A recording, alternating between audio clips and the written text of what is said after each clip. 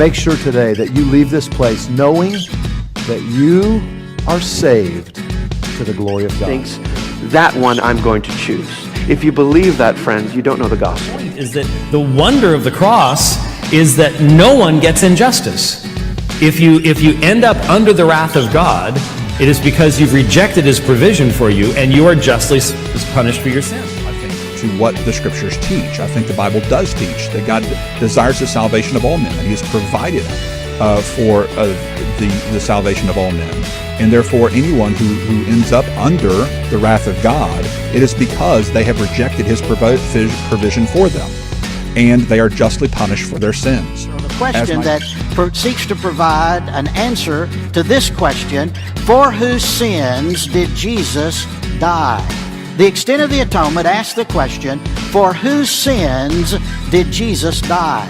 There are only two possible answers to that question. Either Jesus died for the sins of some people, or Jesus died for the sins of all people. All right, so welcome back. I appreciate you guys hanging in with us. Let's go ahead and get Randy on here so that he can join us, and we're going to get rolling. Awesome. So Randy, I've got you on the screen. Welcome back, man. It's good to have you on. Thank you. So, it's been a while since you and I last spoke in the last debate that we did, which if any of you are viewing live right now and haven't had a chance to check that out, we debated whether or not God exists based off of the Kalam cosmological argument. So obviously I would have taken the affirmative and Randy would have taken the negative.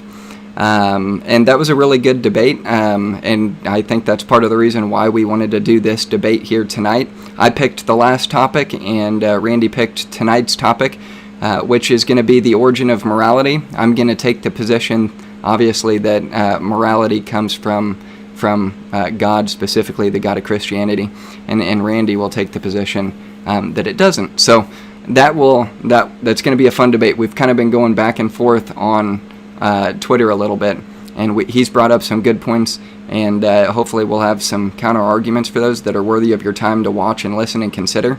And obviously when you have conversations like this, it's like Randy and I were talking before, it's like, at the end of the day, sometimes you get back into this kind of a circular conversation, and I don't think that we're going to end up doing that, but I think it'll be worth your time to stay with us and to listen to it and to share it and to like it and all of that good stuff. So before we get rolling and I give you the kind of the format for what this is going to look like, I want to give Randy a chance, for those of you who may not be familiar with him from our last episode, just to kind of explain a little bit about who he is, what his deconversion from Christianity looked like, what he's doing with his website now, and why it's so important to him to interact with Christians online when it comes to the conversation about God. So, Randy, if you could just kind of tell us everything that I just mentioned there, starting with who you are and what your deconversion looked like, and whatever else you want to share with us.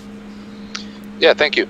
So, I was raised here in Buffalo, New York, Roman Catholic, strict Roman Catholic. They call them cradle Catholics, and I moved to Maryland, so right into the Bible Belt a little bit, top of the Bible Belt, 1996. Right when my first son was born, and my Catholicism waned a little bit. It kind of became more cultural as I got into my teen years. But when I was in my early 20s, I moved to Bethesda, near Bethesda, Maryland. I worked for a video game company called Bethesda Softworks. Any gamers would know that name. And I started listening on my 40-minute commutes about Charles Stanley and Hank Hanegraaff and Chuck Swindoll, and it's kind of struck me. I was drawn to it a little bit because like I said, I've been raised in a very religious household, and I listened to these guys talk, and it's like, wow, there's something. This stuff's defendable. It's defensible, So that piqued my interest. So later on that year, I quote unquote gave my life to the Lord. So from '96 to about 2015, I would say that I got not only became a Christian, but got really involved in apologetics. Just one of those people that always was interested in the truth. I always tell people I followed the truth no matter where it led. If it led to Buddhism, I'd be a Buddhist. If it led to Mormonism, I'd be a Mormon. But I always wanted to I just had a hunger for truth and figuring things out.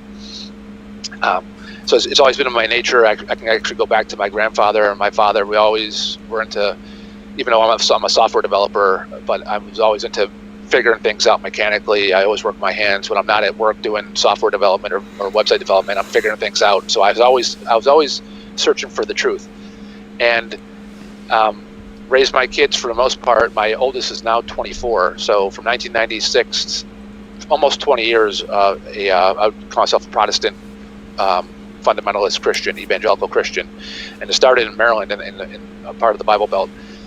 So fast forward to 2015, I started remodeling my house to get it put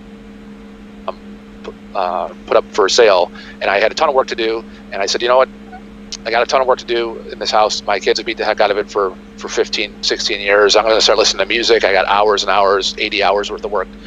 I'm listening. I said, you know what, my three boys, my youngest is a Christian. My oldest pretty much is.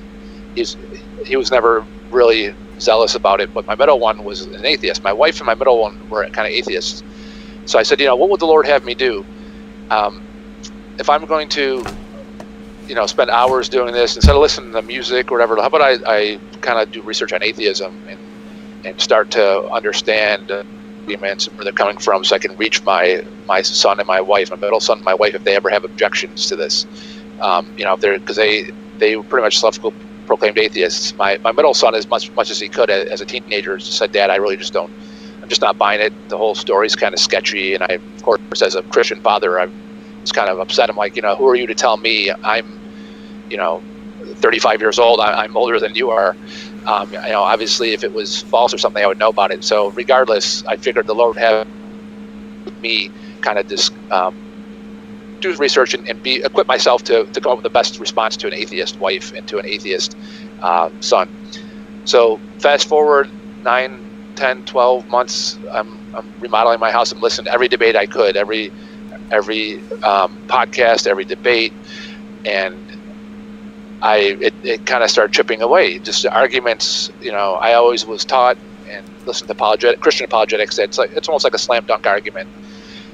You know, obviously, just look at the trees. There's a designer. Just look at DNA. Just look at a cell. But as I'm listening to these debates and that, and as the top theologians are going against the top scientists, I'm not hearing convincing arguments from the theological side. And the more research I do on it, I see that theological arguments are kind of falling apart. They're more wishful thinking. They're not. So I started talking to a good friend who was a youth pastor. I started talking to my current pastor at my church, and he said, well, what are you trying to say? They both kind of, it was funny because they both kind of had the same conclusion. They said, what are you trying to say? Are you trying to say they're lying, that they're being dishonest? And I'm thinking, like, you know what? Based on what I'm hearing, whenever I follow up on something, whenever something's contested in a debate and I go and do research on it, I find out that they're using a quote from Darwin that had sections omitted, or it's out of context, or it's from a Ken Ham website, some kind of like Kent Hovind, Ken Ham, like pseudoscientific website. Like, you know, this is kind of annoying. So that's when I started, and I think it was 2018. I started documenting all this stuff, and I said, you know what, this is a bunch of garbage. I'm kind of tired of all these half-truths, and a lot of these apologetics are on the radio and are doing debates and that, like the William Lane Craig, Sam Harris debate. I think they both got paid like $25,000 to do that debate at Notre Dame. I said, you know, this is ridiculous. I just don't understand how these people can get away with this for, you know, doing misquotes and half-truths and fudging science and showing different conclusions than what the actual scientists had said, concluded. So that was kind of where the website was birthed. I started documenting this like in a Word doc, and then eventually I said, this has to be a website at some point. You know, this is nuts. And so that's where lyingforjesus.org came, because it's basically people, in my estimation, trying to protect their investment. They've put their life into something, they've gone too far, they're in it with both feet, and instead of saying, you know what, time out, some of this isn't adding up, they kind of double down and say, you know what, I can find an old scientist from the 1800s that will support what I think. I can find this website, Answers in Genesis, that can support what I think. So that site now is I think it's 7 or 8 famous apologists that have lied about different things, whether it's their credentials, whether it's about evolution, whether it's about homosexuality. They basically just lied about things. And then just this past week, I launched a new section called evidence-based memes. And what that's doing is that is basically a popular meme. I'm going to take one a month, and I'm going to put a meme up that is circulating around the internet that people may or may not have seen, and I'm going to document the validity of it. And I did one.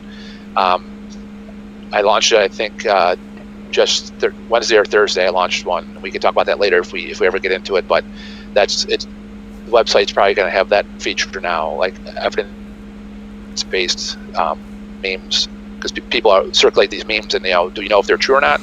So that can get annoying if it's a kind of like a Christian propaganda or atheist propaganda type of meme. To me, that's annoying because you're still not getting the truth when you have that kind of stuff. You're just making a characterization of, or character of Christianity or a character of atheism. I want the actual truth. Is there facts behind this, or is it someone just trying to, again, lie and fudge the truth to make a point, and basically to make their own agenda? So hope I didn't talk too fast there, but I tried to put 25 years into 5 minutes. No, you're good, man. I do appreciate that. And one thing, before we get rolling, I do want to say, obviously you've got a lot of conviction for why you believe what you believe now, and it has a lot to do with your experience of what Christianity has kind of been as far as the experience for you personally, as well as for your family. And when it comes to this website, you and I had talked the last time about kind of what the purpose of it was, and I had asked you, do you think that this disproves Christianity? And your response was, are you the guy who messaged me about whether or not this disproves Christianity? Because you had told me there was somebody when you and I had that conversation that literally had brought that up with you so recently that you thought it might be me, which it wasn't. But obviously the website's not presupposing or supposing that it provides evidence to show that Christianity isn't true, but to you it shows kind of the backside or the hypocrisy of Christianity, of which I think that it's good for people to look into this stuff and see whether or not it's true or whether or not it's false. So that would be my perspective on it. But if there's anything that you want to piggyback on that before we jump into kind of what the structure for our debate is going to look like, let's hit that first. I guess the only thing I could say would be that if Christianity is true, or if a version of Christianity is true, it's not true for the reasons that these guys, that popular theologians are saying. It's not true because it's a defeater or an answer or a valid opposition to biological evolution. It gets a little bit more complex than that, because like Ravi Zacharias, world-renowned apologist, quote-unquote intellectual, and the guy who started Ravi Watch, which I've been in contact with, and I have permission to link to his site and use some of his research. He was convincing atheists. He had converted atheists in the past, and even this guy, I think his name is Stephen. If you ever go to RaviWatch.com, it's pretty amazing how he's fooled millions of people into thinking that he has doctorate degrees and he's a doctor of philosophy and theology and things like that. And he studied under a great physicist. None of it ends up being true. He's actually gotten to even more problem now. He was having a kind of like a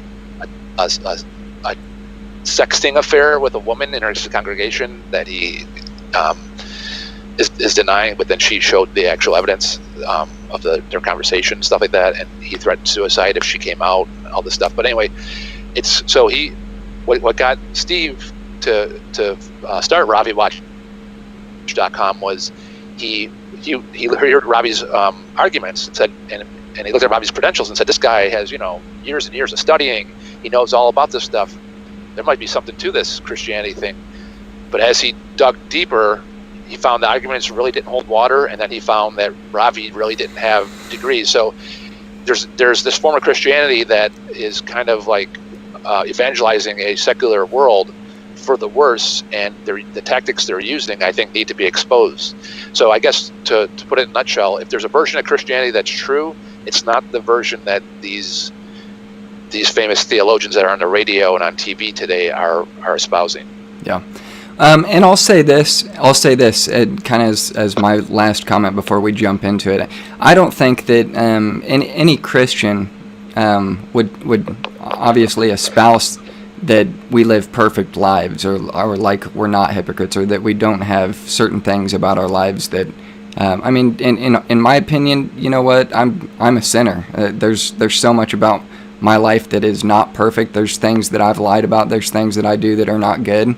And obviously those are things that can hurt your testimony as a Christian, but I think at the end of the day that what we're espousing for when it comes to what we believe in is not hinged off of the credibility of our own witness, but the witness of Christ.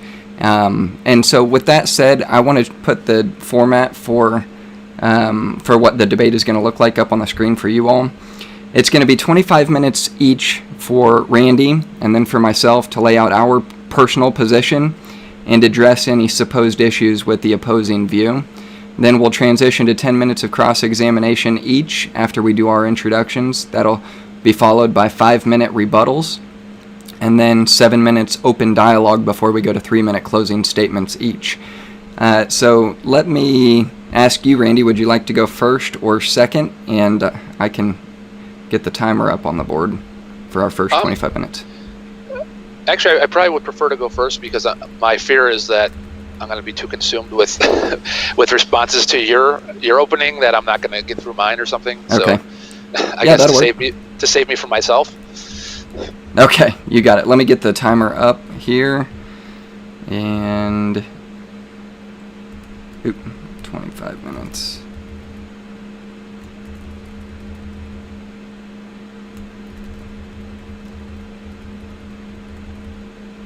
Okay, sweet. And you're ready to go? Have at it whenever you're ready. All right. So, the origins of morality. So, survival and reproduction. The goal of survival and reproduction is as old as the first single-celled organism that emerged on this planet over 3 billion years ago. Now, fast forward through time from 3 billion years ago to about 215 million years ago when the first mammals began to emerge. We find survival and reproduction as the main goals still, but eventually we discover more complex organisms that we call mammals with genes that produce new chemicals called oxytocin and vasopressin. Those chemicals allow mammals to have the capacity for affection, to care for their young. And in some mammals, such as humans, those same chemicals encourage the formation of long-term relationships and bonding. So enter kin selection. Kin selection, also known as biological altruism. With these more complex mammals, we begin to observe kin selection. Kin selection is the evolutionary process that favors the reproductive success of an organism species as a whole, even at the cost of the organism's own survival and reproduction. The final arbiter of evolution is actually not fitness. Most people think better, faster, stronger. Rather, it's the passing on of one's genes in most cases. Kin selection is when animals behave in a way that allows them to protect the kin around them, even at the risk of the animal itself. So it's broadened from individual gene passing on to actual group of genes passing on. So, for instance, white-tailed deer, ground squirrels, bees. They all in biology they all express this kin selection. A white-tailed deer. Here in New York, we have deer everywhere in our backyards and in the street. It's just there's so many deer. Anyways, they're brown and they live in tall brown grass and tall brown woods. But when there's a predator that comes and there's a few of them, they'll actually flip their tails up, which are bright white, and they'll run and they'll try and distract the predator. Even if it means one of them gets killed, their kin pass on that gene that allows their kin to survive another day. Ground squirrels, very similar. They have bright tail undersides. They also emit like a screech. Even if the predator doesn't see them first, they'll actually emit a screech, and they'll draw the predator to them and sacrifice themselves. Bees actually disembowel themselves. In the interest of the hive, they'll actually go and disembowel themselves and sting someone and sacrifice their lives to save the hive, so that genetic information is passed on.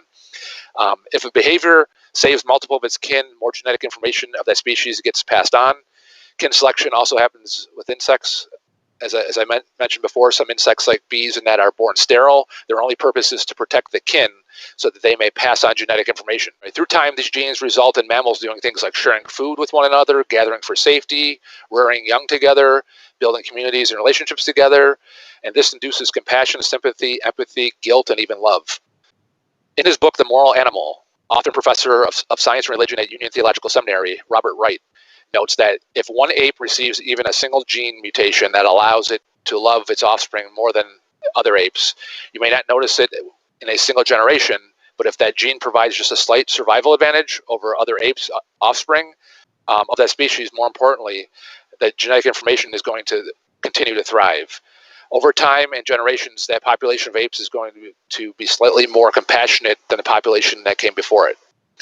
Likewise, with humans, we do good for one another, like saving someone's life, even if we don't know the person. It's innate within us by way of natural selection in an effort to pass on genes of our species. In early humans, spreading genes meant working with your neighbors, having a sense of which behaviors were acceptable and which were not. Speaking of early humans, Stony Brook biology professor George C. Williams says, if an individual who maximizes his friendships and minimizes his antagonisms that individual will have an evolutionary advantage. Selection will favor those characteristics that promote optimization of personal relationships. And then Robert Wright again goes on to say, animals, including humans, often execute evolutionary logic, not via conscious calculation, but by following their feelings, which can often lead to logical executors. One example would be when you see a person with their hands full at a store, you go and you get the door for them. And you don't ask yourself, wait, do they have genes that I would like to see passed on in our species? You just act on it. It's built within our DNA. Now, in the last century or two, as we advanced technologically, we built up upon cooperation, working together and maximizing well-being of others, helping all of humanity instead of just our kin, reducing harm as much as possible for as many people as possible. This is why our morals are so strikingly similar to one another, regardless of our situation and our religious view. A Buddhist would hold the door just like a Christian would, just like a Muslim would, just like an atheist would. And then eventually, as human communication and reflection became more advanced, ethical theories were formulated that turned care for others into universal principles. The policy that morality is based on, the rights of all people and the consequences that affect everyone. Patricia Churchland, professor of philosophy at University of California, summarizes like this. Moral norms are shaped by 4 interlocking brain processes: caring, recognition of others' psychological states, learning social practices, and problem solving in a social context. Hence, the origins of morality are both neural and social. Attempts to improve society by making it more responsive to people's needs should consider all these processes. It's not a coincidence that the more complex a mammal is, the more rational that species is. The more rational that species is, the more able it is to adhere to moral norms. And it has the ability to often reason out what the moral thing is to do in a given circumstance. Anthropologists notice that many species of mammal are extremely social when compared to reptiles, fish, arthropods, etc. Mammals feel angst when they are separated. They groom each other. They console each other. They grieve the death of close individuals. They share food. They hunt in a concerted fashion, and they cooperate in defense. And this is all mammals. It's not even speaking of humans at this point. We're talking about lower primate mammals. Scientists attribute this to unique warm-bloodedness. Gram for gram, warm-blooded creatures have to consume 10 times as many calories as cold-blooded creatures due to endothermy, basically their warm-bloodedness. The environmental pressure of having to catch and consume that much food also caused generations that survived to possess scaled-up intelligence. The learning mechanisms that evolved from reptiles have been scaled up as they have evolved into mammals. And if you look at evolutionary, it goes, single-celled organisms into fish, into amphibians, into reptiles, into mammals, which we are now. Just for anyone who, if I'm talking too fast. So the learning mechanisms evolved from reptiles that have been scaled up as they evolved into mammals. What this evolved into is the learning part of the brain called the cerebral cortex. It's a 6-layer structure that mammals have that non-mammals do not have. It can get larger as the species evolves, in order for one to make the most of the cortex, it has to be born at a very immature age and take a long time to mature. Thus, it lends itself to feeding the cortex and allowing the cortex to develop. On average, it takes 25 years for a human cortex to fully develop. And anyone who has teenagers at home will understand this, that their brain is in a very strange state. They're physically big enough to be responsible and to protect themselves, but mentally they're kind of, that cortex isn't developed yet. Anyone who's pre-25 or has kids pre-25, that teenage year span is very, very testing. So this long maturity requires mammals to take care of their young very closely. It allows social bond in the species from birth. It also pressures the scope of the species to expand from the me to me and mine mentality. This is what causes sociality. You don't see this in reptiles, amphibians, etc. With non-mammals, the parents are normally long gone. With the exception of a few reptiles and amphibians, they kind of lay the eggs. They kind of, once they're hatched in that, they kind of take off on them. It's mammals that rear their young and stay with them a long time. Enter acceptation. Acceptation, E-X-A-P-T-A-T-I-O-N. Many people might not have heard of it. The Mother Nature, as she often does, she takes an old mechanism and repurposes it. So this is called acceptation. Feathers are a classic example. They were initially a genetic mutation that stuck because they're beneficial for thermal regulation, aka keeping warm. But later, due to environmental pressures, they gradually proved useful for flight. With mammals, as I mentioned, we see the existence of oxytocin and vasopressin. They emerged as useful for mother-infant bonding initially. However, they further evolved into pair bonding between mammalian parents. They are responsible for sociality and pair bonding. How women now see men is an acceptation of how they initially saw their infants. Men see women as an acceptation of how they viewed and were attached to territory and property. The functions of vasopressin include promoting pair bonding, territoriality, selective aggression toward mating competition. Oxytocin triggers maternal behavior, promotes pair bonding, reduces vigilance of unfamiliar mating competition in loving primates, and promotes cooperation between unrelated humans. These and other chemicals are responsible for doing a fundamental work of sociality and making us bond and attach and want to help one another. And then the last part of my intro is enter social cooperation. Humans are the kind of species that thrive on our capacity when we have a cooperative endeavor. If we didn't, we would have already died out and we wouldn't be here discussing this. The environment of this planet favored the survival of those who were compassionate and cooperative. Experiments have been done with toddlers. They've been observed to favor friendly puppets over mean puppets. They will even help individuals that drop their keys when their hands are full. A toddler will actually pick up them and try and hand them back to the individual, even if the individual is a stranger. It's not an aunt or an uncle or a parent. We see the same exact behavior in chimpanzees and bonobos, who also have pro-social moral tendencies. And what that is, morality is a sense of right and wrong, a sense of fairness, a sense of equality. And how I have morality defined, it's a system of ideas about right and wrong conduct to discover what's in its best own interest.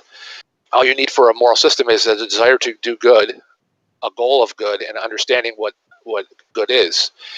When we assess a moral valuation of something, it's the consequences of an action in this case, in humans' case, the goal is well-being. Whether you're religious or not, if you're secular or religious, your goal is still going to be well-being. And morality has to do with not only behavior, but also intentions. Well-being is a standard for morality, and survival, equality, autonomy are building blocks and a guide to morality. I would also add liberty. So survival, equality, liberty, autonomy are building blocks and a guide to morality. And I just wanted to play that one video, just so this doesn't sound, I know I kind of, it's like drink out of a fire hose.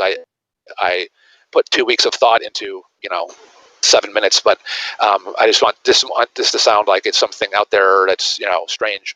I think this video, it's 2.5 minutes. If I still have 2.5 minutes left, I can show this video that it's capuchin monkeys, and they're not human. They don't have what a religious person would call a soul. They're not endowed with some kind of soul or soulment or a supernatural bent. They don't recognize Jesus. They don't recognize Muhammad. They don't recognize Lord Krishna.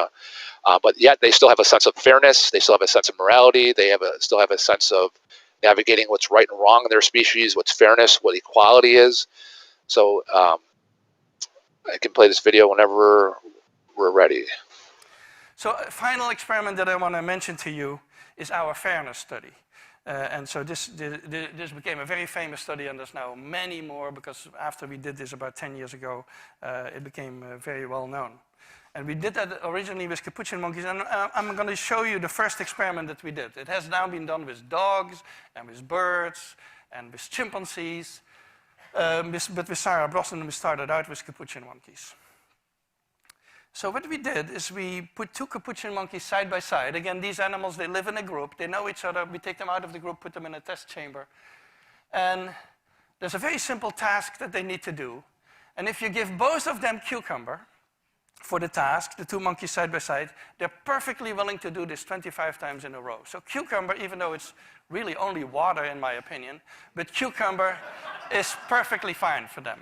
Now, if you give the partner grapes, the food preferences of my capuchin monkeys correspond exactly with the prices in the supermarket. And so if you give them grapes, that's a far better food, then you create inequity between them. So that's the experiment we did. Recently, we videotaped it with new monkeys who had never done the task, thinking that maybe they would have a stronger reaction, and that turned out to be right. The one on the left is the monkey who gets cucumber. The one on the right is the one who gets grapes. The one who gets cucumber, note that the first piece of cucumber is perfectly fine. The first piece she eats. Then she sees the other one getting grape, and you will see what happens. So she gives a rock to us, that's the task. And we give her a piece of cucumber, and she eats it. The other one needs to give a rock to us. And that's what she does. And she gets a grape. And she eats it. The other one sees that. She gives a rock to us now, gets again cucumber.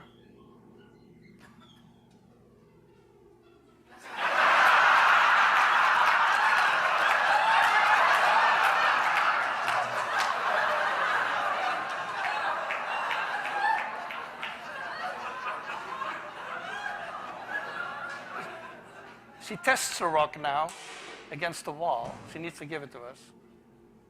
And she gets cucumber again.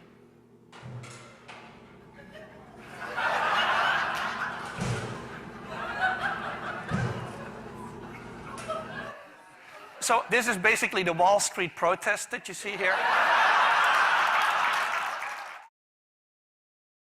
So I guess, just to summarize, the reason I wanted to show that was it kind of tied in with my intro that the sense of fairness, liberty, equality, it's innate within organisms, especially mammals. The more complex and the more sentient and sapient a mammal becomes, the more the larger sense of equality, and that we see that with lower primates. We see that with I even think some insects even, but obviously with humans being at the top of the food chain, so to speak, and with those capuchin monkeys and that, you see, I mean, they were exhibiting virtually, Homo sapien behavior at that point. The one on the right was saying, listen, or on the left was saying, listen, I'm doing the same task. At one point, you even see her like testing the rock, like, did I not complete the task? You can kind of make an analogy to a workplace thing with humans. I did the same amount of work. I deserve the same amount of pay. It's immoral to give me something different. So, long story short, that sense of fairness and morality and right and wrong and equality is innate within all organisms on this planet, at least, and especially as you get to complex mammals like ourselves. Okay. Awesome, man. So is that going to be a wrap for your introduction then? Yes. Okay, perfect. Let me get to my notes, and I'll put the clock up for me. I'll have 25 minutes. Cool. Awesome. Yeah, thanks again, Randy, for coming on. I do appreciate you being willing to do another debate with me. And being that this is the topic that you picked, I am really excited to have this conversation for a lot of reasons, especially now. I didn't know what to expect on who was going to go first or second, and I'm totally fine going second because it does give me a little bit more of an understanding on what your position is within the naturalist worldview. So let me start with this statement, and then I'll build on it from there. The evil in the world presupposes a perfect standard. C.S. Lewis begins Mere Christianity with the premise that an objective moral law, such as even common disagreements, presupposes and entails a moral lawgiver. There is something which is directing the universe, and which appears in me as a law urging me to do right, and making me feel responsible and uncomfortable when I do wrong. I think we have to assume it's more like a mind than it is like anything else we know, because after all, the only thing we know is matter, and you can hardly imagine a bit of matter giving instruction. Now, those are the words of C.S. Lewis, but I want to follow up with this. The first thing, when we're talking about morality, and specifically the origin of morality, one thing that I think that we need to recognize is the first thing is realize what moral arguments are claiming and what they're not claiming. So some of the things that the morality argument is not claiming would be, we're not claiming as theists to be more moral than atheists. It's not claiming that atheists cannot be moral people. We're not claiming that atheists cannot know anything about morality. We're not claiming atheists cannot have some good reasons for their moral choices. We're not claiming that morality cannot appear to arise from natural processes, and we're not claiming that objective morals are or have to be universally agreed.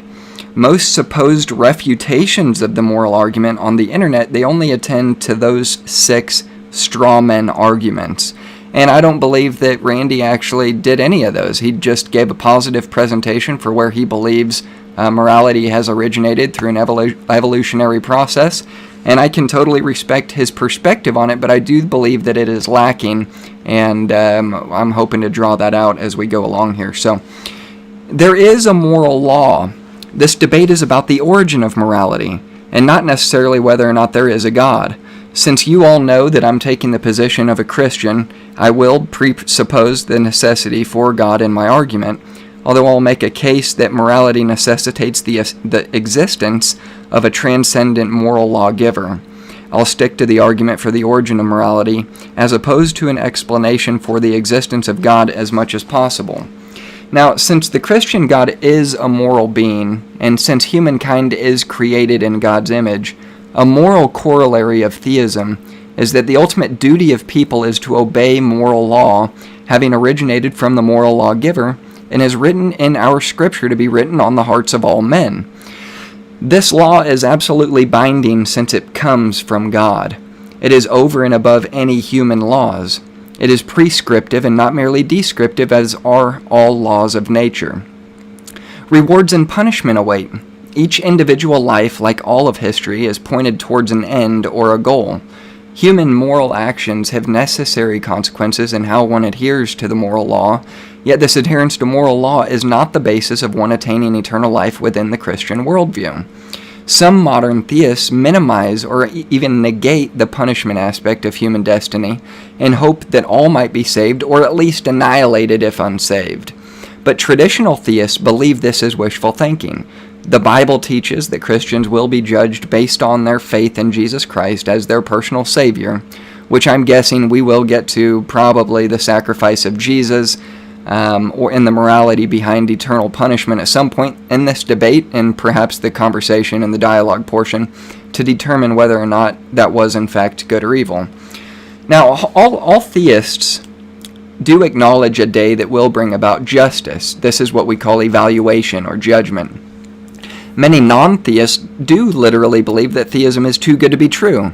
Sigmund Freud, in fact, wrote, quote, "We say to ourselves, it would indeed be very nice if there were a God, who was both creator of the world and a benevolent providence.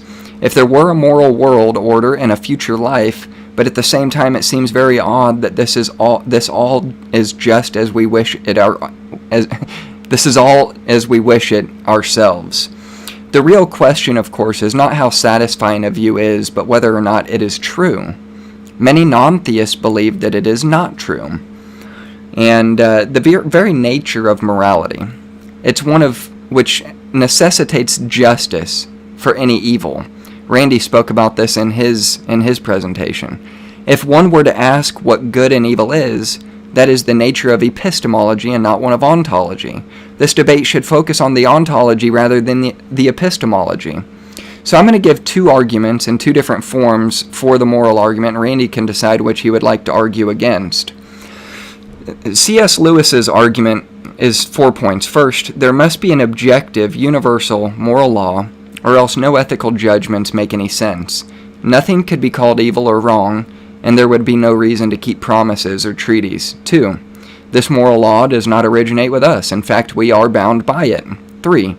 The source of this law is more like mind than matter, and it cannot be part of the universe any more than an architect can be part of the building he designs.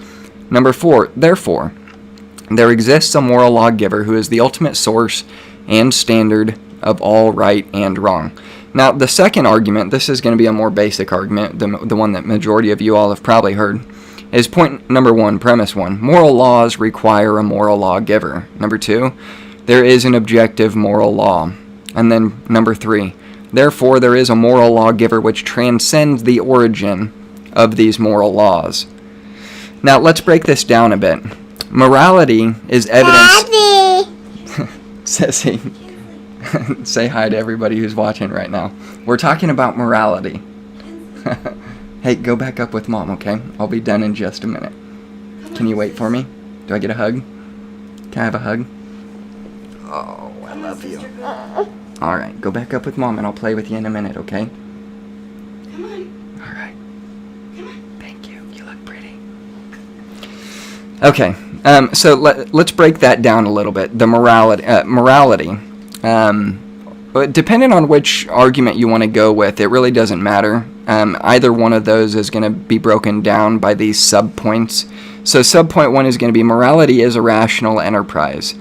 2 is moral realism is true, meaning moral facts and values exist. Moral problems and disagreements among humans are too great for us to assume moral facts and values are grounded in a human source of rationality. That's a huge point. 4, moral facts and values are grounded in a necessary rational source. 5, this source is what we call God, and therefore God must exist to have moral law. Now, to have morality, one must have a nature and capacity by which they can choose between good and evil, uncoerced, having an understanding of the nature of what is good and the consequences of one's evil actions. This formula comes from Braxton Hunter, of which Jonathan Pritchett sent this to me to use in this debate in particular. It goes like this. Premise 1, if God does not exist, then libertarian free will does not exist. Premise 2, libertarian free will does exist. So conclusion, therefore God exists. The subpoints for this argument would go like this, and I came up with these. 1 is God has free will. 2, God created man in his image. So 3, God granted man free will at the creation of Adam and Eve. 4, Adam and Eve chose evil. 5, man never lost free will after the fall. And 6, man has a choice between good and evil today in a nature by which they are able to choose between good and evil. Okay, so now you've seen a positive presentation for why I believe what I believe about morality and how it originates back to the moral lawgiver being the God of Christianity. So let's talk about a few of the problems with the naturalist model. These would be the problems that Randy holds to and what he actually espoused in his presentation. So first, the naturalist does not account for what we call oughts. It only accounts for what is. That is, Randy can tell you what his perception of what right and wrong is, but he cannot account for where right and wrong originated. That would be the ought. Everything is ultimately determined in the naturalist worldview, as we will see. You have to have something outside of knowledge of what is right and wrong in order to determine whether or not these naturalistically, genetically determined molecules in motion have any grounding for determining what is moral, that is, what one ought to do. In other words, for the sake of analogy, it would be like saying you know that you are in a dream. The only way to know that you are in a dream is to come out of that dream in order to claim that you were in fact in a dream. It's the same for your argument on the origin of morality within an evolutionary perspective. You have to have some grounds to establish the truth of this moral claim that is outside of the nature of the claim itself. You cannot do this within an evolutionary model if everything is determined by one's genetic makeup. You are only dancing to your DNA and have no way of stepping outside of quote-unquote what is to determine what one ought to do. Now, the naturalist cannot account for consciousness, or what Randy called sentience, as it relates to the origin of morality. Without an account of consciousness or sentience, one has no grounds to establish morality. Now, consciousness is the quality or state of being aware of an external object or something within oneself. It's been defined as subjectivity, awareness, sentience, the ability to experience or to feel, wakefulness, having a sense of selfhood, and the executive control system of the mind. In 2004, there were 8 neuroscientists who felt it was too soon for a definition of consciousness. They were quoted in the publication of The Human Brain Function in saying, quote, "We have no idea how consciousness emerges from the physical activity of the brain, and we do not know whether consciousness can emerge from non-biological systems, such as computers." Unquote. The prominent atheist Richard Dawkins in The Selfish Gene notes, quote, "The evolution of the capacity to simulate seems to have culminated in subjective consciousness. Why this should happen is, to me, the most profound mystery facing modern biology." Unquote. This, of course, begs the question, can non-conscious matter produce human consciousness, and how do you get consciousness from subconsciousness? Now, New York University philosopher and atheist Thomas Nagel wrote an entire book on the subject called Mind and Cosmos, Why the Materialist Neo-Darwinian Conception of Nature is Almost Certainly False. Though he remains an atheist, he argues that the theory of evolution is inadequate to account for the undeniable reality of human consciousness. If you would even take Daniel Dennett's approach and say that your consciousness is just an illusion, you would have to have some means by which you can step out and away from your consciousness in order to determine whether or not it is in fact an illusion. If not, it is again a subjective interpretation of your consciousness as we compare this to stepping out of your moral framework to determine what is moral. You have to have something that transcends morality to determine what is morally good. And Randy does not have this within his moral model, but he is claiming to presuppose consciousness and the origin of consciousness within an evolutionary model that no other evolutionary biologist or scientist or neurobiologist or cosmologist can come up with. So this is a very novel idea that Randy is espousing himself that it seems no one agrees with. Sam Harris says this, quote, "The rewarding conscious states constitute human flourishing should be available to all, not just a privileged few. It's an objective moral truth certified by science that we should seek, quote, the heights of happiness for the greatest number of people," unquote. And that's on page 28 of his book. Some conceptions of morality prevent many from flourishing, so there's a disparity between what some believe about morality and moral reality. Human flourishing should be universal, unquote. But here's the problem with this. Science does not establish for anyone that it's morally incumbent on them, as opposed to instrumentally useful, to endorse the flourishing of all. So even if Sam can come up with a moral code like Randy has, it does not establish the ontology of morality, just the usefulness of morality employed to societal goals. It can help specify means to achieve ends, given basic non-instrumental values, but it cannot prescribe such values. To assert a basic moral imperative is to be gripped by a conception of the good, not to discover one's values in the fabric of the cosmos as we do elementary particles and natural laws. Now, if your thoughts and actions are determined by your DNA, then you have no reason to trust the very thoughts themselves, and certainly the grounds by which you can get any justice for evil, and thereby you must reject the evolutionary grounds by which one comes to understand what is and what is not moral. Evolution does not get you to morality. If anything, it only is descriptive of what you perceive to be reality and not prescriptive. Of which I, of course, reject the premise that evolution is a tenable explanation for 1, biology, or 2, the origin of life, and by necessity, the origin of morality, having failed in its premise. Not only that, but Randy would have us believe his own version of the origin of morality, which is something that not even his own camp would agree on. You all don't agree with each other on either what is moral or the origin of morality. So, and I'm not trying to be divisive here, I'm just trying to come up with a suggestion that this would be very helpful. If you guys, as atheists, agnostics, and skeptics, I would put this challenge out to you. Come up with your own universal code of ethics. Be in agreement within your own camp on what that code of ethics is, and then you would have an origin of your morality.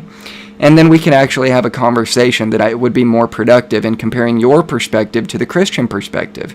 Right now, it's the Christian perspective versus Randy's personal view on both.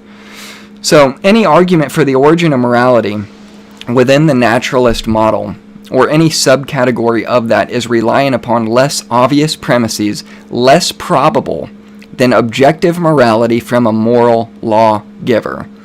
Randy's foundation is built upon unprovable premises, which by necessity begs the question of ontology for morality.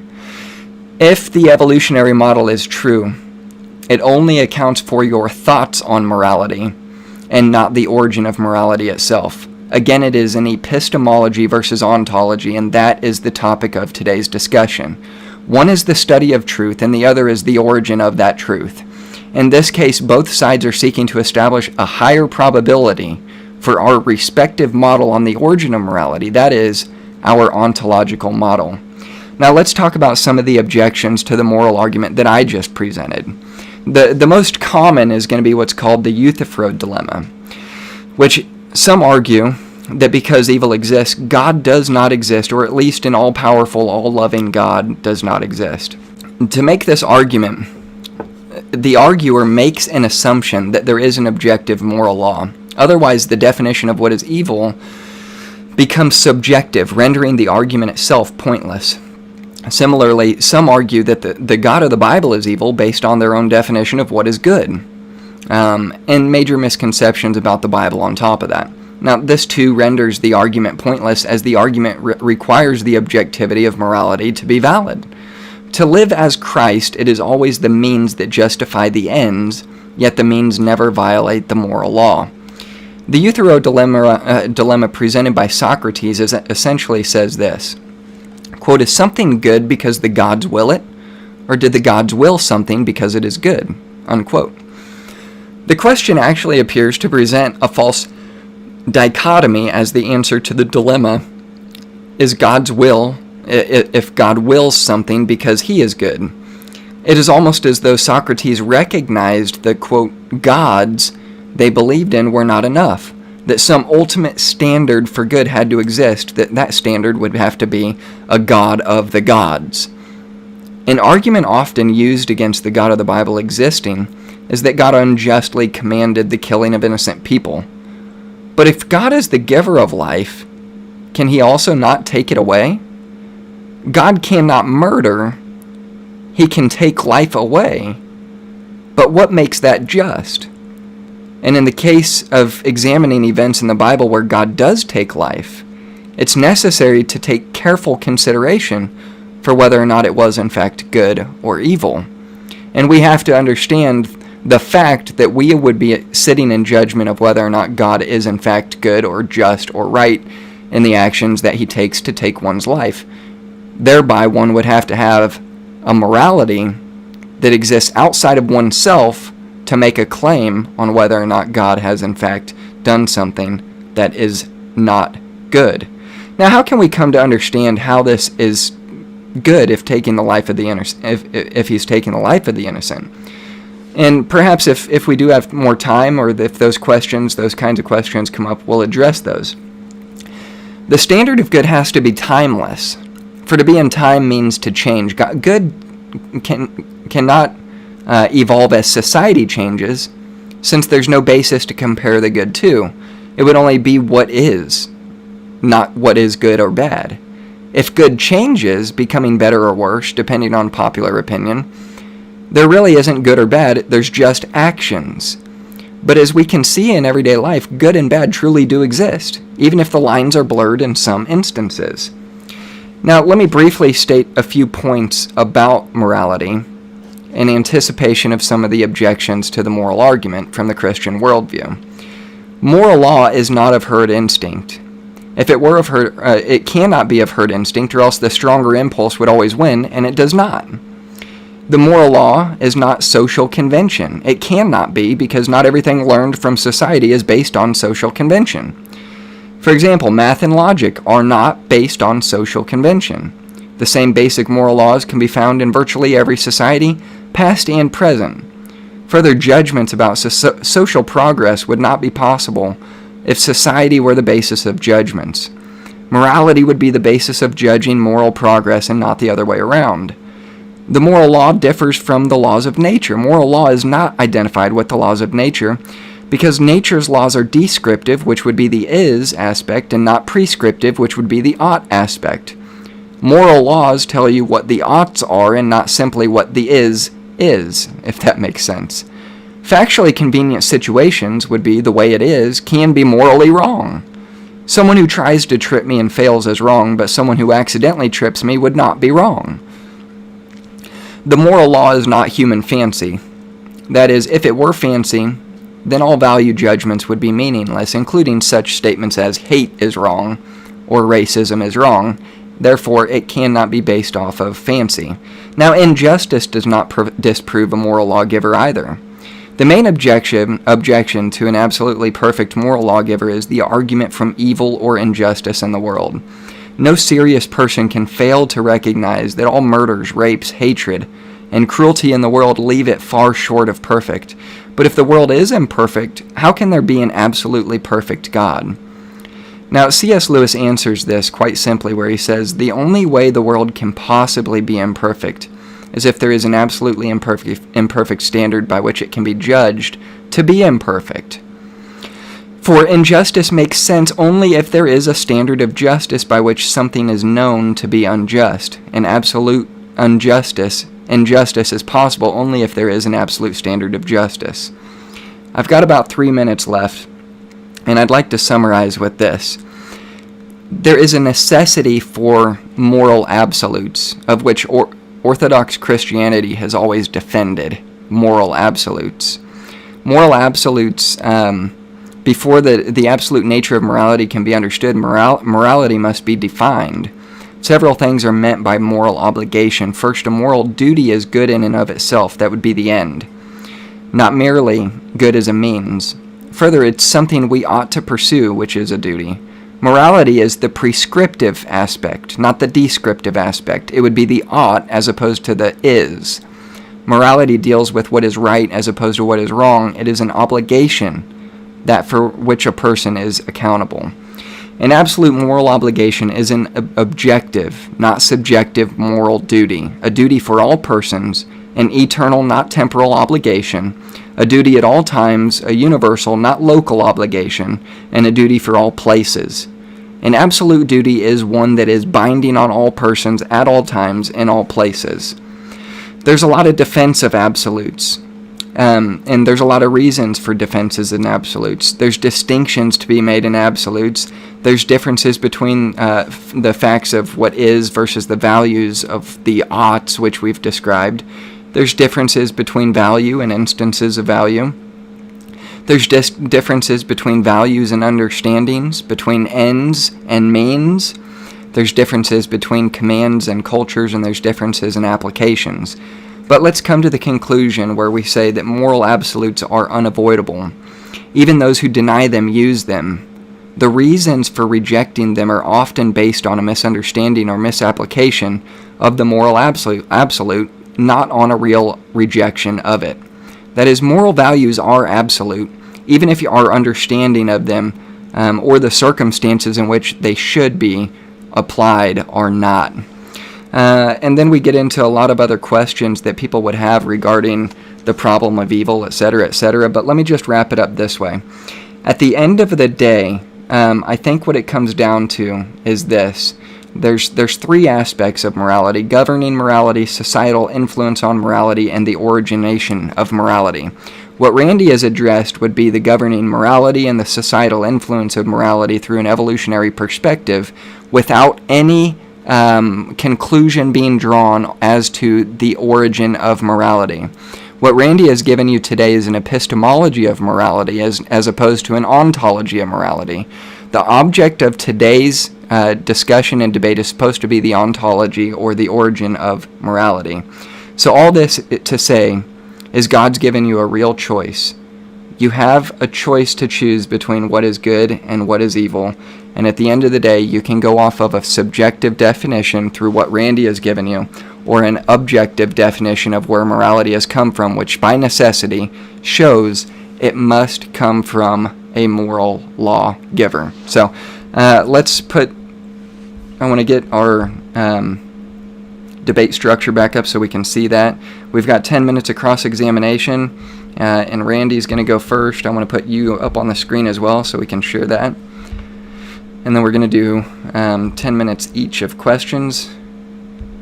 Let me get the timer up there for 10 minutes. And sweet, okay, so we've got that, and whenever you're ready, have at it. So I'm asking you just questions based on your opening statement? Yeah, they can be based off the opening statement or in general. It doesn't matter to me. I would think that you'd have more questions based off what I just said, so. Yeah, I took a bunch of notes, so I actually don't know where to start. So what I did was in my opening I went through basically a history of our planet, from single cell organisms to basically current day, and all scientists agree. I mean, I guess if you take the 1% of creation scientists out there, the Ken Hams and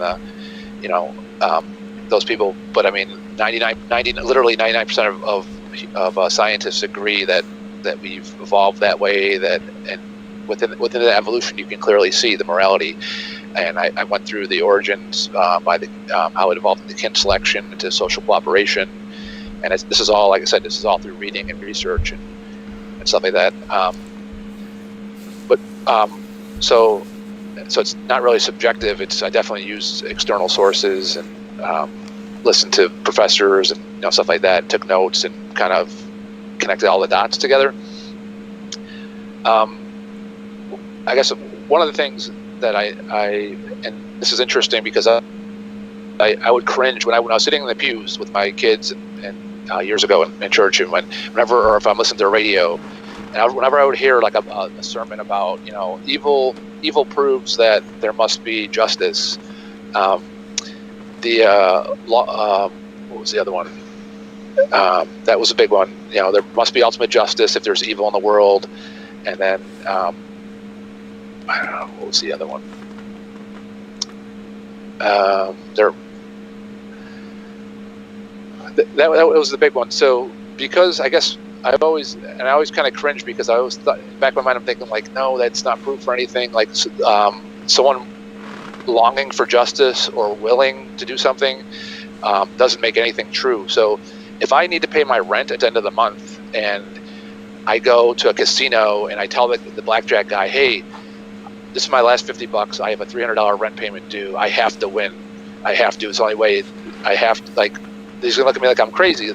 So when we want, if we want something to be true, it never makes it true. So if there's an injustice that happens, it doesn't mean that something's going to be balanced out in the end. Unless we have evidence for that, that doesn't mean that it will ever get justice. I mean, you can look at the O.J. Simpson trial. You can look at, my wife just watched something last night about in the late 1980s about all those black men in Alabama that were put on death row and convicted based on just corrupt police. They just basically had to find someone to fill the seat, and they electrocuted them and stuff. It's a movie that just came out either on Netflix or something. That's an injustice, and there's no guarantee that will ever be righted. Now, as a society, we've corrected that. The death penalty is largely gone in the country. But I mean, there's just because that was an injustice doesn't mean there has to be ultimate justice. That doesn't prove anything. So a want or a will or a yearning or an uncomfortableness doesn't guarantee anything. So like I said, whenever I would hear that from a pulpit, that as a Christian, I would always kind of like cringe, like, doesn't prove anything. The is from the ought, so that's actually a pretty easy one. So you can get an is from an ought, or you get an ought. You get an ought from an is when you have a goal. So if you take the game of chess, for instance, I'm actually at my parents' house. There's we're Polish, so from Poland we have a wooden chess game from Poland that was whittled out of by hand. That's a board. It's a bunch of chess pieces that it's just wood. There's nothing right or wrong about it. There's nothing moral about it, except that we've made rules for that game. So now that there's goals, there are right and wrong moves for that chess game. So when you have goals, so if a goal for our planet is equality and justice, and we recognize autonomy, and we recognize that the necessity for social cooperation. Had our ancestors not cooperated socially, you and I wouldn't be here discussing this. We're survivors of ancestors that recognized equality and universal liberty and morality and that. So as soon as you assign a goal, and if the facts of reality are what determines the goal on this planet, so is it wrong to walk around just bumping into people like a football player or a hockey player? What if I just walked down the street, or I went to work Monday and tomorrow and I just started bumping around people? Is that wrong? Yes, I'm violating people's equality. I'm violating their autonomy. However, what if we had a planet? I don't know if you saw the movie Interstellar, which if anyone's never seen it, I would recommend it. Fantastic movie, largely based on actual science, provable science, theoretical science. Anyway, he goes to different systems where time, an hour, because of the gravitational pull, gravity affects time. He goes to a planet where an hour on that planet is 7 years on Earth. I don't want to give away the spoiler alert, but he goes on a planet where an hour there is 7 years here, time-wise, because that planet, the mass of that planet has a larger gravitational pull. They also have frozen clouds. There's like carbon dioxide clouds that are frozen that he actually bumps into them with a spaceship, things like that. So they're on a planet like that. Maybe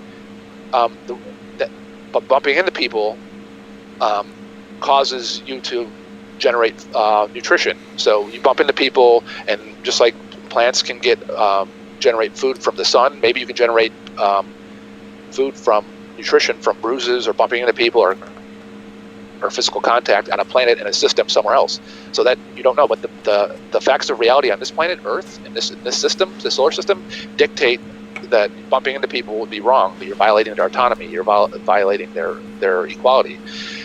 So that's you're also infringing on their survival. So that's the facts of reality dictate the goal. The goal is what dictates the moral laws.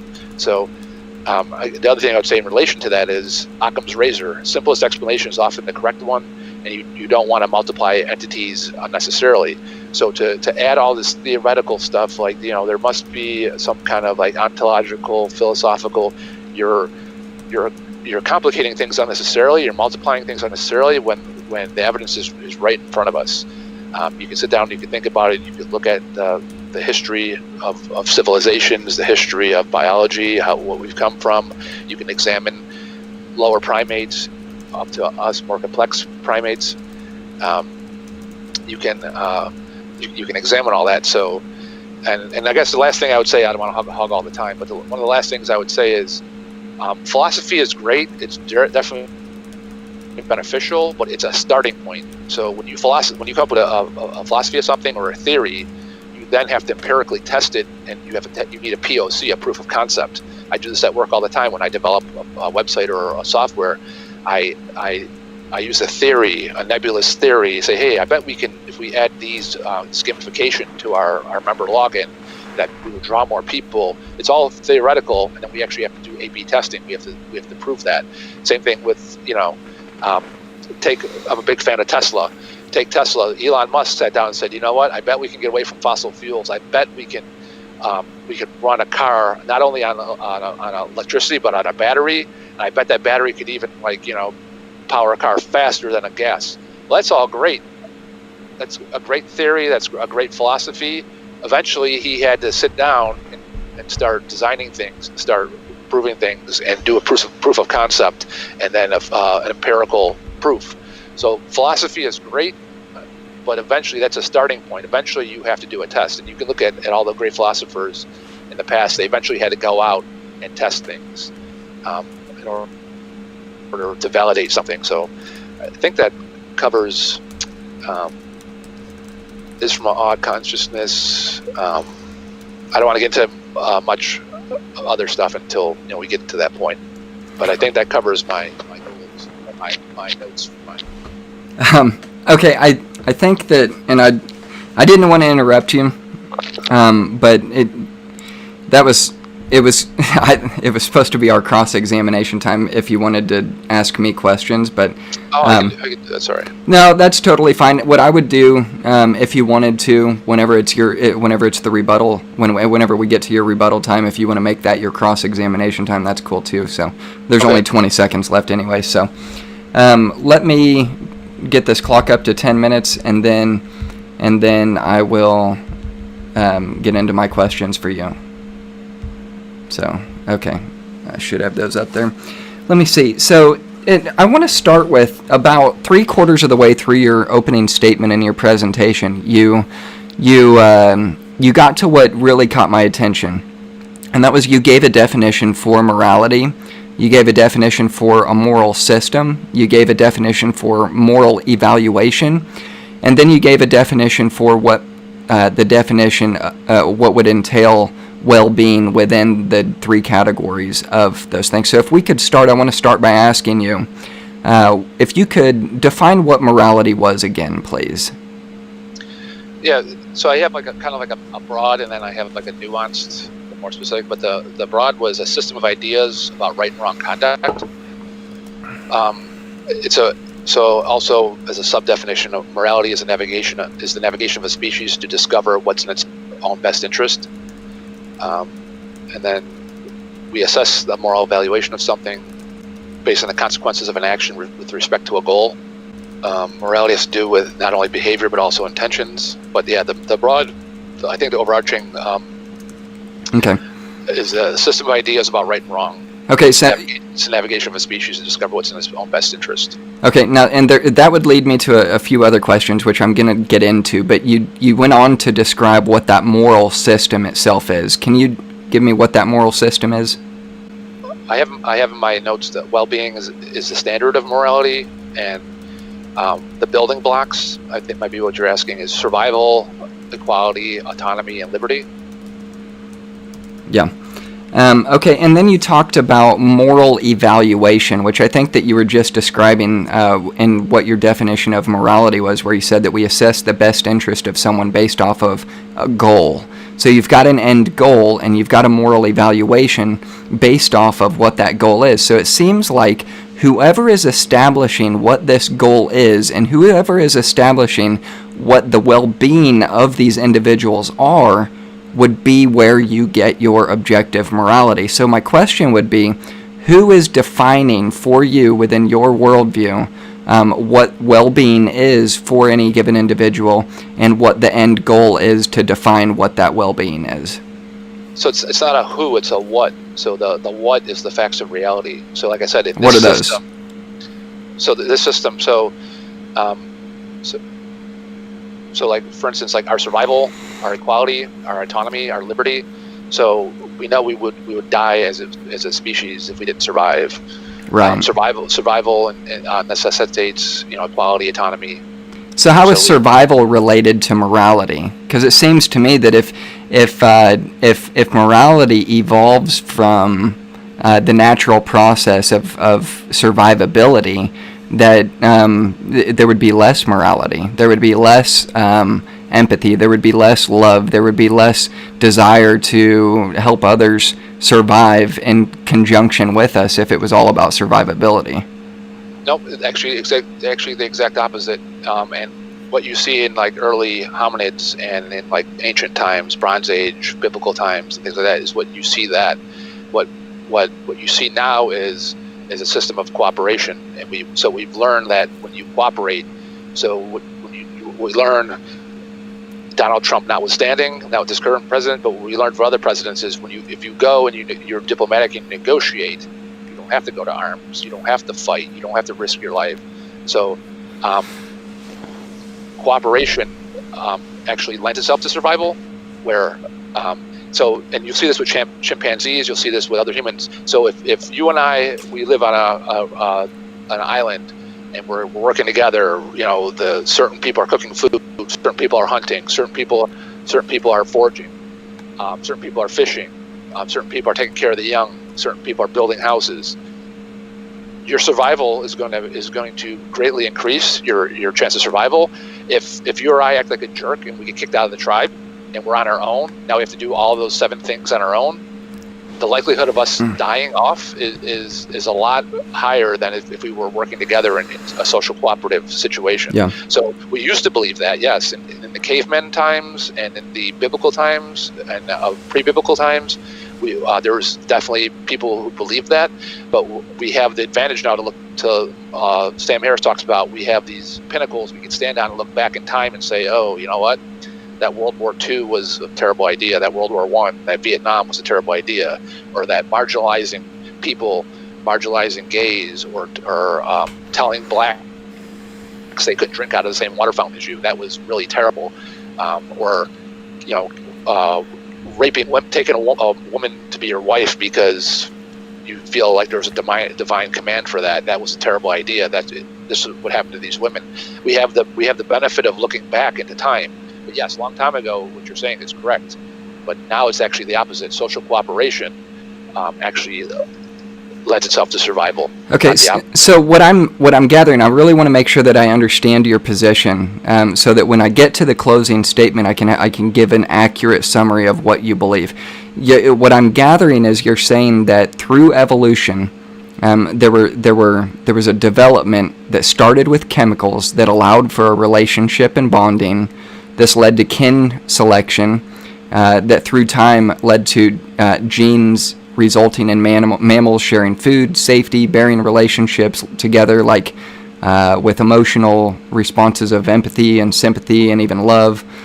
There was a desire to reduce harm, to help kin, and you see this in all religions. You've seen this in all non-religions as well, with ethical theories to form the policies that affect all people. And then you talked about the development of the human cortex that takes 25 years to develop. You've got genetic mutations, and all of that led up to your argument for what morality is, your moral system, and your moral evaluation based off of the well-being of the individual. So my question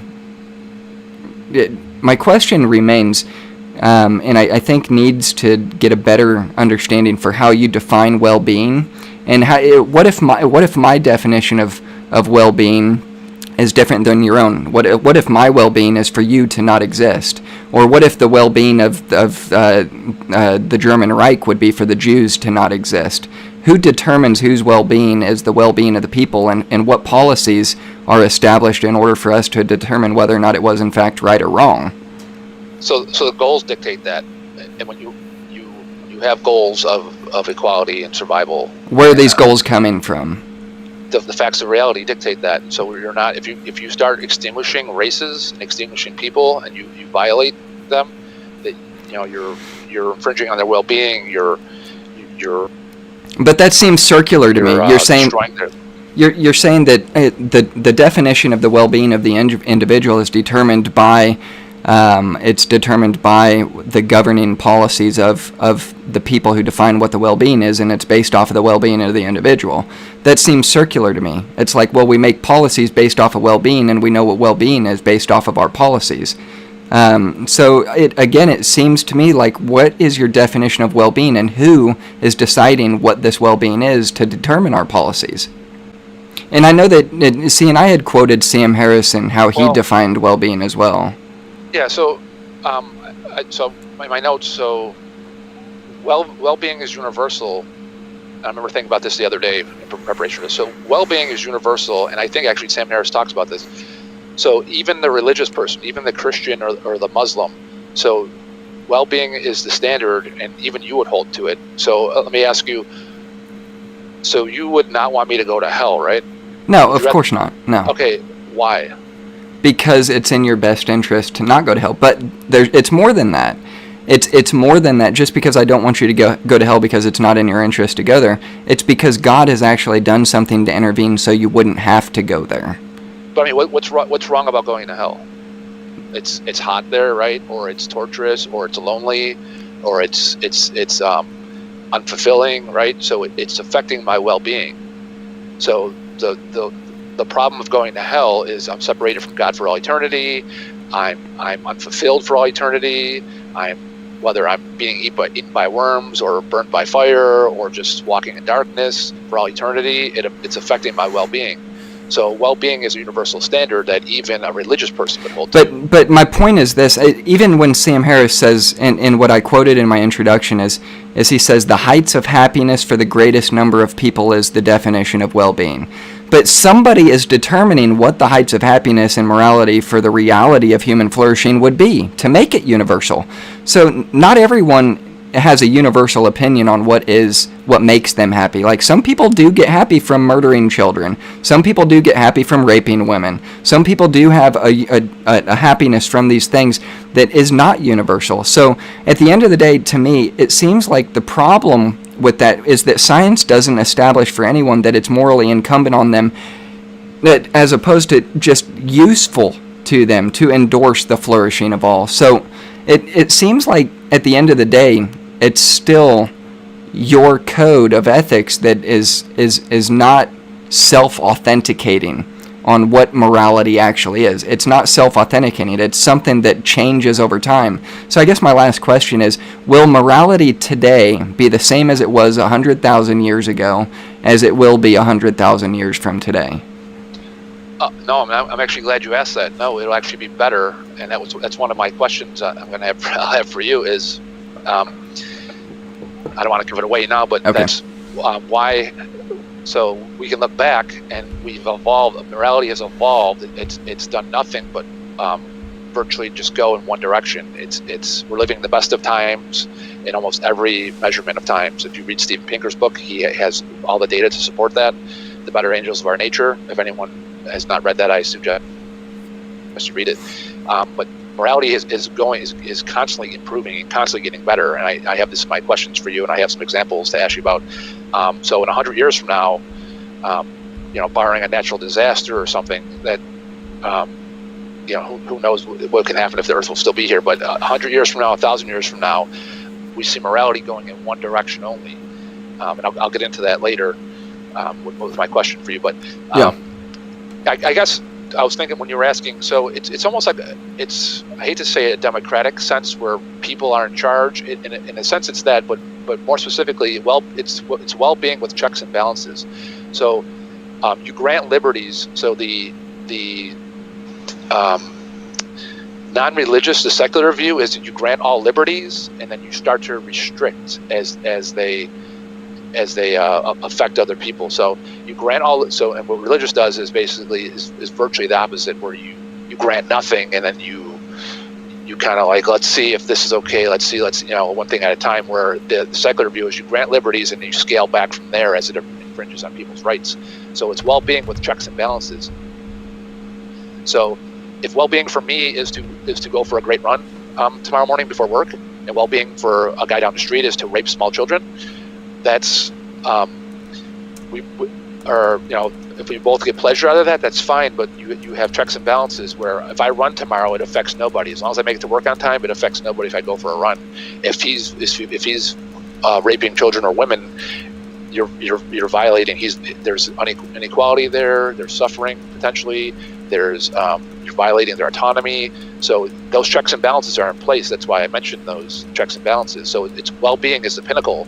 Like I said, I could argue that it's also the pinnacle for religious people too, but the survival, equality, autonomy, liberty is like the checks and balances. So yes, that's when my well-being or yours versus Hitler's, or a sense of flourishing or I forget what you use, happiness, ultimate flourishing or happiness. I think you said Sam Harris uses. So your ultimate happiness and mine is both open until we start violating.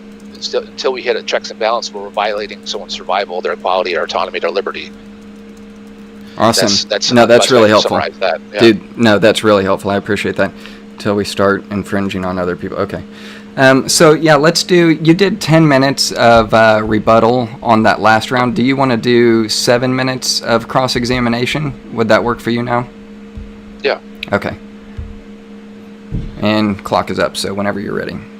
All right. So I kind of gave away my first question, but so our views about right and wrong have changed clearly. If the source of morality is divine, why has our morality progressed?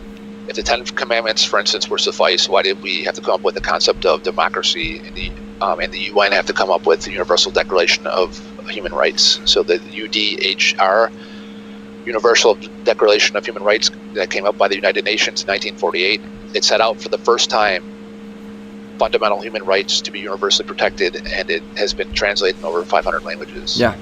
No, that's a good question, man. And I think at the end of the day, the fundamental difference between your view and my view is going to come down to this point right here, and it's related to the first question you just asked me.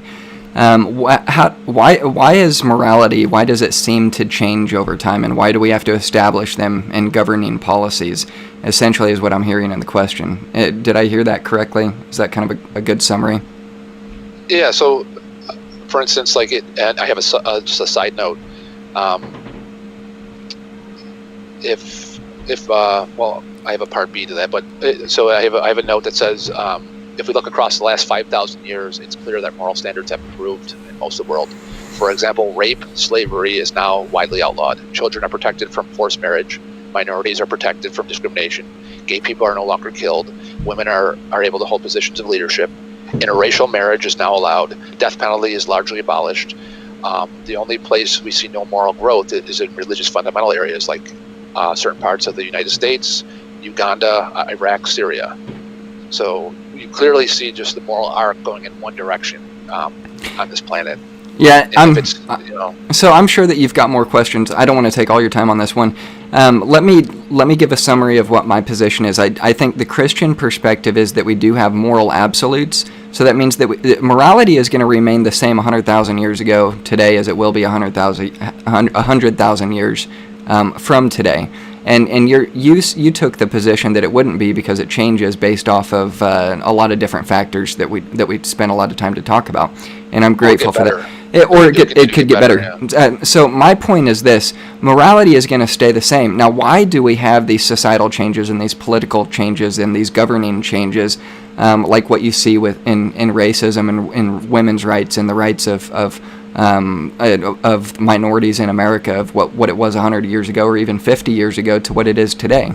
And what the Christian perspective says on that is the moral absolute has remained the same. The discoverability of those morals is something that is intrinsically a part of humanity, but something that does take time to incorporate into the governing policies and all of those things. It's not that the morality of women or the equality of women and minorities in America somehow changed in the last 100 years. The Christian worldview says, no, the minorities in America were just as valuable as they were before those political changes happened. In your worldview, you would have to say, well, the majority decided that they were of equal value now when they decided they weren't of equal value before. What we're saying is we've discovered that they were of equal value, and it was something that was outside of us, that was greater than us, to reveal to us that they were, in fact, of equal value. And I think it creates more of a problem in your worldview to say, no, you know what, the minorities were not, they objectively, morally, were not of equal value because the policies reflected that it had all the ways that it affects people and infringing on their liberties, their rights, and their quality. But over time, it's changed to what it is today, and now it's better than it was yesterday. Because of that. So to me, I can look back in history and say, no, we were wrong because we were objectively wrong as a society. And that's something that's greater than us and outside of us. But that would be my answer to that. There's a lot more to be said on it. But yeah, if you want to go on to the next question, that'd be great. Or if you want to follow up, that's cool too. Yeah, I guess I can, because I don't have a huge closing, so I guess I can add some of this to my closing. But I also want to give you a chance to respond. So that's a hard sell for me, only because you have like 10 commandments, you have other Jewish laws and that, and it could easily have, someone could have easily put, God could easily put in the Bible, said, listen, it's wrong to own someone as property under any circumstances. It's wrong to not have a woman speak in any kind of formal setting. It's wrong for people to deny interracial marriage. It's wrong to rape a woman, whether she's a spoil of war, whether she's, whether you need her as a wife. It's always wrong. And it seems like we had to fight for that, as opposed to having that from the start. Okay. Okay, so I've got a minute and a half to give an answer on this. Let me do the best that I can in a minute and a half, and I'll just say it this way. When we talk about a person being the property of another person, or we talk about a man raping a woman as a spoil of war, or we talk about the rights of a woman to be able to stand up and speak, or we talk about what people commonly would characterize as genocide in the Bible at the command of God, and we talk about these sorts of things, we have to understand that we've got to be extremely careful, whether you're a Christian or a non-Christian. I would say that even you don't want to misrepresent what the Christian worldview is, and when it comes to these passages. So I think that when we're talking about slavery, and we're talking about one person owning another person as property, we have to understand the context of what we're talking about. When people hear the word slavery today, you think chattel slavery, of the colonial, the American historical perspective on what chattel slavery was. That is not the slavery of the Bible. The slavery of the Bible was an economic system of what we would call indentured servitude. And it's no different today. It's seemingly no different today than you signing a contract to go work for someone in exchange for monetary value. Now, if you sign a contract to whatever it is that you do for a living, Randy, if you sign a contract that you're going to do something for somebody in this case, and in return, they're going to give you this in return, that is very similar. That would take a lot of time to break down and what it was like in the Bible. And there's so much that we would have to do to break that down and what the differences are, especially when it comes to the idea of one person owning another person as a possession. The Bible describes that possession as being their monies, and not being someone who had a right over them as like they would a piece of farm equipment, but the right over them that it's kind of a contractual basis, because there were punishments for how the master or the owner or the person who owns that contract was to treat that individual. Say that the owner or the master, the whatever you want to call them, gave that slave a black eye or knocked out a tooth. The same was to be required of the master, or he had to set him free. If he were to kill his slave, his life would be required for killing him. Now, you get into some of these, what we call case law situations in the Old Testament, and it takes a lot of time to decipher. When what I see a lot of the time is agnostics and atheists and skeptics. I'm not saying you in particular, because honestly, I don't think that you would do this. A lot of these people do drive-by, what I call drive-by shootings, when it comes to not literal drive-by shootings, but a drive-by like genocide, slavery references like this, that this is the Christian worldview, or this is the God of the Old Testament, and that is not the case whatsoever. And that's where I'm like, you know what, we got to look at these in a case-by-case basis. A lot of these situations were the judicial system of the nation of Israel. That would be what we would call in America the judicial system of our Constitution, with case law situations. Like, if this happens, here's how you handle it in this situation. This is what's right in this situation. This is what's wrong in the outcome of this situation. But when we're talking about that in respect to the origin of morality, that's totally different, man. It's totally different, and it would take time to break that down, which we don't have. But and I took too much time to answer that, but you've only asked 2 questions, so if you want to ask me one more, I'm totally open to that. Yeah, I guess at some point we should get into that, because I purposely used my words carefully. Yeah. So I found contexts where God was instructing people to ravish the women, and that's translated to rape. It even talks about them telling him to sneak up behind women and take them for their wives. It also tells them to take the virgins and not the ones that have known a man. And then in Exodus 21, it talks about how you can beat your slave as long as they don't die within a day or two. Now, I've heard like a slavery being back then, just like as if I were to go play for the Kansas City Chiefs. I'm under a contract, I can be traded, I can blah, blah. Yeah. That's, and with all due respect, that's not even close. Patrick Mahomes could walk off the field at any time and go home and never play football again. He could never talk to the owner again. He could never talk to Andy Reeves again. He can do whatever he wants. They also don't have the ability to beat him as long as he doesn't die within a day or two. So it's not even close. And there was even different. It talked about that there was two sets of rules. So there was a separate set of rules for Jewish slaves and a separate set of rules for non-Jewish slaves. It's the more you dig into it, the worse it gets. But I mean, there should never be a point in history where owning a person as property, any context where that's allowable. And like I said, that the analogies that I've heard drawn to, like that's just like a software developer or a football player. The football player has the ability to walk off the field, never play football again, and never be beaten, never be owned as property, never be let go after 7 years unless they marry a slave woman. Then they're the slave owner's property forever. It's like there's a lot more. I don't want to go off on a huge rabbit trail, but I purposely didn't. I don't do a drive-by, about the Amalekites and genocide, and it's no different than the Nazis. Like, I hate when people do that. That's ridiculous. But I picked my words very carefully with the slavery and the, you have with the inequality. Yeah, so like in 1845, Southern Baptist Convention split away from the church after Northern Baptists refused to allow slave owners to become missionaries. So, I mean, not only do you have an understanding of slavery, but you also have people even as recent as 1845, like splitting away from that. And then you have, in 1967, the Supreme Court struck down bans on interracial marriage in Virginia. 16 states still had such laws. So I mean, it's kind of like, I don't want to go all over the place, but it's a little. Maybe we could talk about slavery at some point. We could have a discussion on that, or we could have a debate on that, because I've heard your side of it, and it's not satisfying the more you dig into it. But just to get into the part B of my question, because I know we're running out of time here, and it's directly related. So if morality has a divine source, why have religions become more moderate? Judaism and Christianity are two examples, and we are seeing a movement right now for Islam to follow. They're becoming more moderate. Female genital mutilation is no longer widely practiced. Honor killings are becoming less and less. Women driving are being allowed.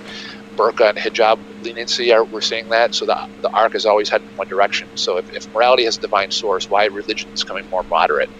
Why are we no longer burning witches? In 1555, I have a thing where Rowan Taylor was executed due to heresy. He told the church that the communion was not the actual body and blood of Jesus Christ. And February 9th, 1555, he appeared with two others before Bishop of Winchester, and he was charged with heresy and dividing the church. They put a black hood over his head in a crowded street, and they tied him to the stake and burned him to the stake. So you have, as recent as 1555, the 16th century, you have radical Christianity. You currently have radical Islam.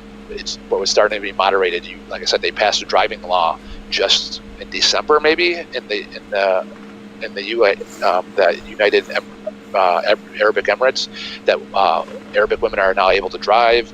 So I guess, like I said, to recap, if morality has a divine source, why are religions becoming more moderate? Yeah. Okay, so we've got 3 minutes left for our open dialogue, and then we're going to go to 3-minute closing statements.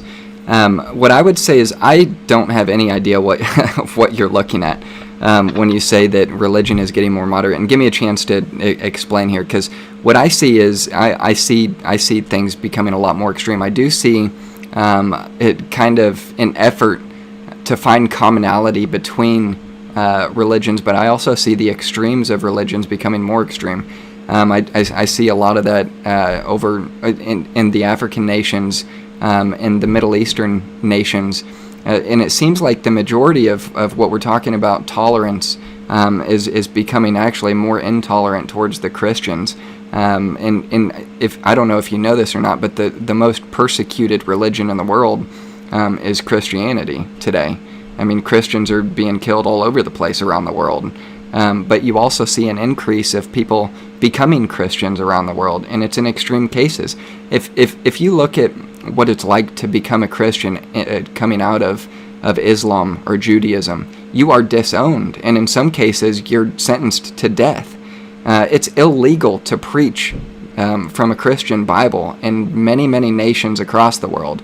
That's why I'm saying I don't understand what you're looking at. I think if we're looking at a standard for morality, the Christian worldview is going to say, you know what was moral 100,000 years ago, or if you're a young Earth creationist, 6,000 years ago, as to what it is today, and as what it will be 6,000 years from now.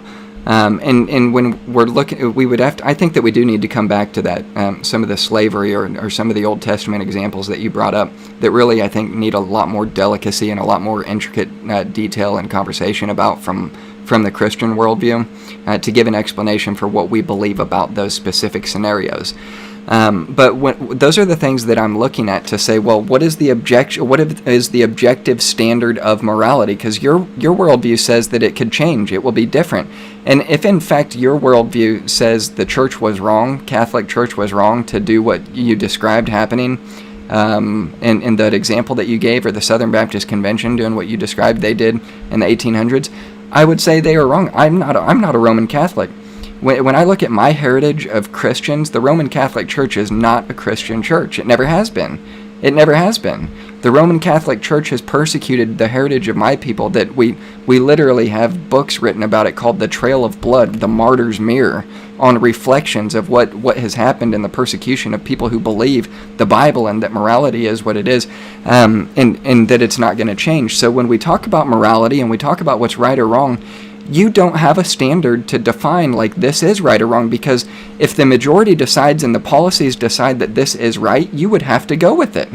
You would have to say this is objectively right because, one, this is what society has decided, and two, it creates the greatest happiness for the greatest number of people, in the way that you defined equality, diversity, not infringing on the right of someone else. But what troubled me the most about what you said was, and I want to find this quote, what troubled me the most was when you said if we both like raping babies and we both like raping women, that's fine, but there is inequality there, and infringing on someone else's rights. It's the survival, equity, autonomy, and the reality that changes over time to give us our moral code. That is very troubling to me. You say that raping babies and raping women is fine. You don't have an objective standard to say it's wrong, except for the fact that it is inequity to the person that it's being infringed upon. So when we're talking about well-being, that's where it becomes really deeply troubling for me to be able to go to adopt your worldview, to get to the point that you could say, if the majority decided this was fine or relative or the well-being for the person, who are we taking into account? It gets really complicated there. So let's go ahead and jump into our... If I could just have like 30 seconds. So, yeah, that's a misquote. We can, obviously, when the podcast comes out, you can hear me. So I was giving an example. I said about checks and balances. You said, well, what if a person's idea of pleasure is this and someone else is that? I said, so Monday morning, if I decide to go for a run, and that's extreme happiness for me, and then if someone decides to go rape a woman or a child, and that's the extreme happiness to them, we have checks and balances. My going for a run affects nobody as long as I get to work on time Monday morning.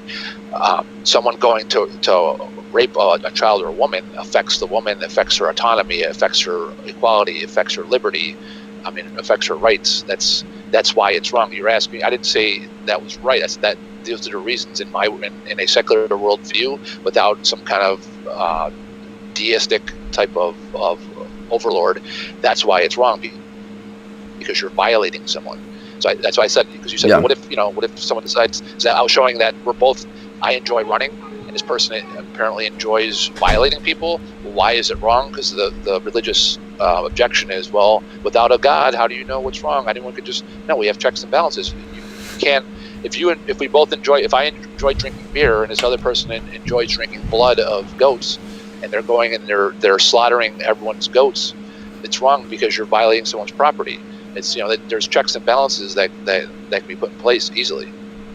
Okay, so I don't want to misquote you, so yeah, I would have to go back and listen to it. That's what I typed in as you were saying it, so maybe I typed it in wrong, and that's totally fine. I hope I did hear you wrong on that. So yeah. Let's go to our 3-minute closing statements, and I'll let you have it first, and then I'll go after you. All right. Yeah, I actually didn't type one out. I was hoping to. I have a couple sentences, but I was hoping to kind of build one based on the notes and that. But let's see. So I have a divine-based morality is destructive to humans. Theists actually bear the burden of proof of being immoral. With theism, morality is reduced to mere obedience. We are now simply following orders from a grand master dictator. That is not being moral. It's actually abdicating moral responsibility. It's abdicating the conscious drive of moral deliberation. Being obedient is not moral. It's the abdication of morality. It's moral outsourcing. So if two people go out for dinner and their child misbehaves, and when you get home, one set of parents tells the child, "Hey, next time we go out to eat, if you behave, I'll give you a treat. If you misbehave, you're going to get a spanking." And if another family goes and tells a child, "Hey, listen, there's a reason people go out, they're trying to enjoy a meal, you're disrupting their meal, you're infringing on their freedom, on their rights. Think if you put yourself in their place, if you were trying to enjoy a meal, why, you wouldn't want someone screaming in your ear or jumping around or knocking plates over or this and that." Next time those two families go out to dinner, they might get the same result, but one child's going to be more moral than the other child. The other child's doing it because we're dangling carrots. The other child is doing it because there's someone watching over them and there's a reward system. It's more moral if you understand empathy, if you exercise empathy and compassion and equality. So that's basically my closing. I believe a secular moral system and a moral system that has goals in mind, and basically the facts of reality dictate the goals. So what we know exists. We know this reality exists. We know it hurts to bump into other people. We know that social cooperation lends itself to a more moral society, a more productive society, a survival. Having a wishful thinking that there's going to be some kind of something in the end, in the next game, that's going to balance out the justice system, and that's great. It's if that helps some people get through their day, that's wonderful. But we see society moving to an evidence-based system where we want to know for the here and now, for right now, how do we get along? How do we survive? How do we have equality? How do marginalized people? How do minorities? How do gays? How do handicapped people? How do we protect them? How do we ensure their equality? How do we ensure their liberty? How do we treat them as other humans? Well, the facts of reality dictate that. We have mirror neurons. We can put ourselves in their position and say, listen, if I was in a wheelchair, if I was handicapped, if I only had one leg, if I was a minority, if I was in that situation, how would I want to be treated? So that system of ideas about right and wrong conduct, and being able to look back in the past and see how people did it wrong, and as morality keeps evolving. And I wanted to say that yes, morality will change. It will change for the better. So in 10 years, it'll be better than it was today. In 20 years, it'll be better than it was 10 years from now. You see the moral arc going in one direction. If you read Steven Pinker's book, The Better Angels of Our Nature, he shows that we are living in the best of times. We are more civilized. We are healthier than any other era of any society ever, and it keeps heading in one direction. So that in closing, like I said, I believe moralities come from a system of ideas about right and wrong. I believe that well-being is a standard of morality, and that the checks and balances of that morality, as we see as evidence, are survival, equality, autonomy, and liberty. They're the building blocks and the guide to morality, and they dictate the goal. If our goal is to survive, to give people liberty and autonomy and equality, that ensures their well-being, and their well-being is a standard, and that's why we've seen society progress to the point it has today, why we're not enslaving people. Let me say this. I'm not going to change the timer, but I'm just going to take the 3 minutes the best I can, to the best of my ability. What the point of the conversation tonight was supposed to be was the origin of morality. What we've heard tonight from Randy's perspective is the discoverability of what morality is and how morality changes. He hasn't actually given an explanation for the origin of morality outside of extremely skeptical premises that are unverifiable. He says that the facts of reality determine the goals determine the policies dictate what is right for the greatest good, and it only gets better over time. And I hope that you guys can see, for those of you who are still watching or those that you will watch later, that this is absolutely 100% totally a subjective point of view here. There's no objectivity to it.